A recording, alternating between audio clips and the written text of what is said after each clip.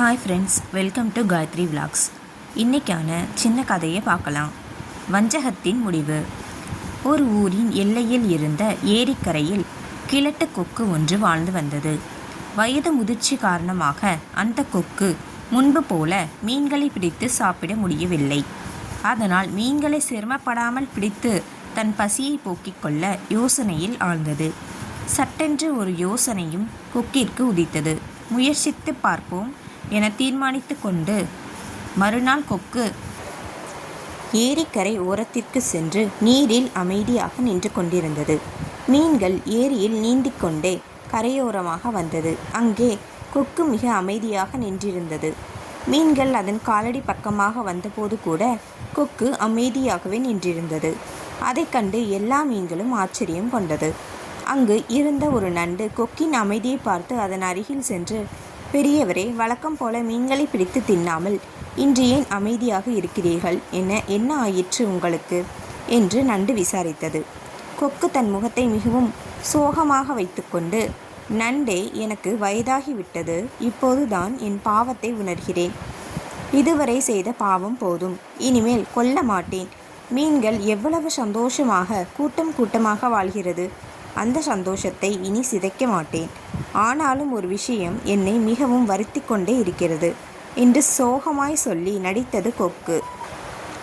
கொக்கு, பெரியவரே, அது என்ன விஷயம்? என்னிடம் கூறுங்கள் என்று நண்டு கேட்டது.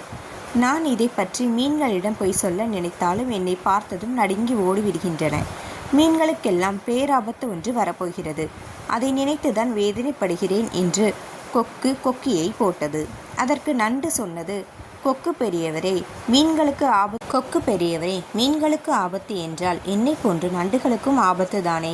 தயவு செய்து அது என்ன ஆபத்து என்பதை சொல்லுங்கள் என்று நண்டு கேட்டபோது, அப்போது கொக்கு ஏரியை நோட்டமிட்டது. ஏரியில் இருந்த உயிரினங்கள் எல்லாம் கூட்டமாக இருப்பதை பார்த்தது.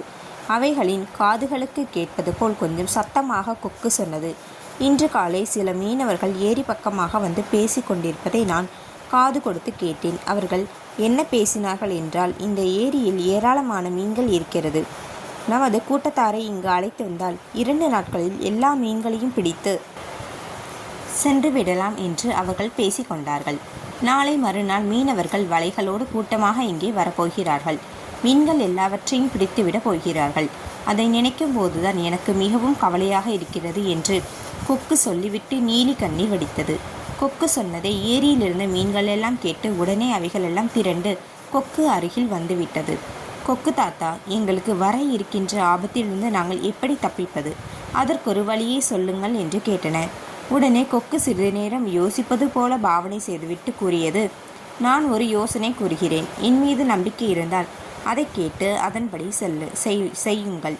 பிறகு உங்களுக்கு எந்த ஒரு ஆபத்தும் ஒருபோதும் வராது என்றது. சொல்லுங்கள், நாங்கள் கேட்கிறோம் என்றன நீர்வாழ் பிராணிகள். இங்கிருந்து நெடுந்தொலைவில் ஒரு காடு இருக்கிறது. அந்த காட்டின் நடுவே ஒரு பெரிய குளம் இருக்கிறது. அதில் உள்ள தண்ணீர் வற்றுவது இல்லை. காட்டுக்குள் அந்த குளம் இருப்பதால் அங்கே மீனவர்கள் வரமாட்டார்கள். அங்கே நீங்கள் எல்லோரும் சென்று விட்டால் நிம்மதியாக வாழலாம் என்றது கொக்கு. நல்ல யோசனைதான். நாங்கள் எப்படி அவ்வளவு தூரம் போக முடியும் என்று மீன்கள் கேட்க, அதை பற்றி கவலைப்படாதீர்கள். நான் உங்களுக்கு உதவுகிறேன். ஒவ்வொரு நாளும் உங்களில் சிலரை முதுகின் மீது சுமந்து சென்று அந்த குளத்தில் பத்திரமாக சேர்த்துவிட்டு வருகிறேன். பிறகு இங்கே மீனவர்கள் வந்தால் ஏமாந்து போவார்கள் என்று தந்திரமாக பேசியது கொக்கு. வரப்போகும் பேராபத்தில் உயிர் பிழைத்தால் போதும் என்று எண்ணிய மீன்கள் உடனே கொக்கின் யோசனையை ஏற்றுக்கொண்டன. கொக்கு ஒவ்வொரு நாளும் தன்னால் முடிந்த அளவுக்கு மீன்களை சுமந்து சென்று ஒரு மலைப்பகுதிக்கு போய் மீன்களை கொன்று தின்றது. நிறைய மீன்கள் சேர்ந்து விட்டதால் பின்னாளில் உண்பதற்காக பாறையின் மீது பரப்பி வெயிலில் காய வைத்தது. கொக்கு தினமும் இரவு நேரம் வரும் வரை மீன்களிடம் ஒவ்வொரு பொய்களை சொல்லி ஏரியில் இருந்த எல்லா மீன்களையும் நம்ப வைத்து அவற்றை தன்மேல் உட்கார வைத்து கடத்தி மலைப்பகுதிக்கு போய் குவித்து பசி தீர தின்றது.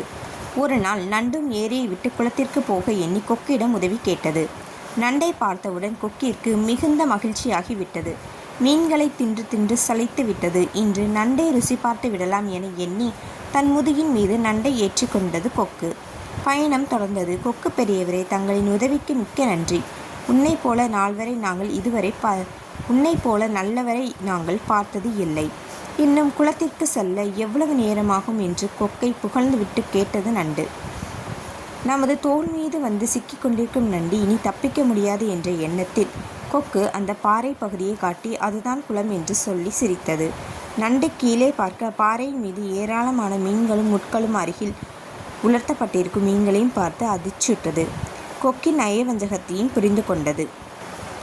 மீன்களை ஏமாற்றி தின்றதை போல் தன்னையும் தின்பதற்கு கொக்கு சதி செய்து அழைத்து போகிறது. இது தெரியாமல் வந்து மாட்டிக்கொண்டோமே என்று நண்டு தவித்தது. உடனே துணிவை வரவழைத்து கொண்டு நண்டு கொக்கின் முதுகிலிருந்து மேலேறி அதன் கழுத்து பகுதியை தனது கொடுக்கால் அழுத்தி பிடித்து இறுக்கியது. இதை எதிர்பார்க்காத கொக்கு திகைத்து நண்டின் பிடியிலிருந்து தன் கழுத்தை விலக்கிக் கொள்ள எவ்வளவோ முயற்சித்தது. ஆனால் முடியவில்லை. சில நொடியில் கொக்கின் கழுத்தை தனது கொடுக்கினால் துண்டித்து அதன் உயிரை பறித்து விட்டது நண்டு. கொக்கு தொப்பென்று தரையில் வந்து விழுந்தது. அதன் மேல் இருந்த நண்டிற்கு ஒரு சேதமும் ஏற்படவில்லை. அங்கிருந்து தப்பித்து ஈரப்பதத்தை தேடி விரைந்தது. நீதி: நம் பேராசையை நமக்கு தீங்கு விளைவித்து விடும். இந்த ஸ்டோரி உங்களுக்கு பிடிச்சிருந்தா என்னோட சேனலை லைக் பண்ணுங்கள், ஷேர் பண்ணுங்கள், சப்ஸ்கிரைப் பண்ணுங்கள். தேங்க்யூ.